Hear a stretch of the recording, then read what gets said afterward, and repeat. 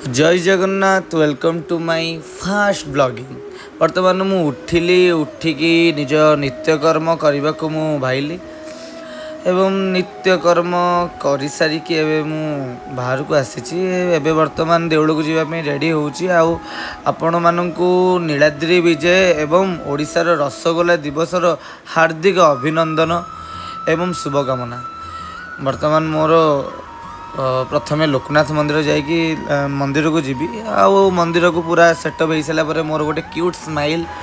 मुझे लोकनाथ मंदिर रू किसी भोग दीप एवं बेलपत्र एक नहीं लोकनाथ मंदिर अभिमुखे आउ लोकनाथ कम गोटे सुंदर गोमाता को गोटे खाइबा देकी पलि आइली मंदिर अभिमुखे।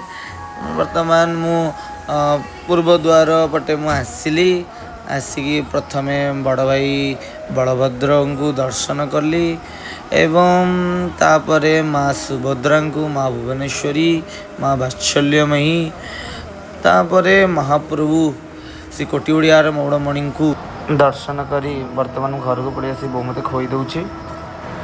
जेहेतु आज नीलाद्री विजय महाप्रभु तांको यात्रा शेष करी महाप्रभु तांको नीलकंदर को अभिमुखे बाहर तेणु मुझे जाऊँगी पहंडी करने लगी। महाप्रभु को पहंडी शेष होगापर मु बर्तमान आम घर को फेरी आसली। जदि मो ब्लॉग भल लगी आपन को लाइक कमेंट आउ गोटे शेयर करदेवे। जय जगन्नाथ शुभरात्रि।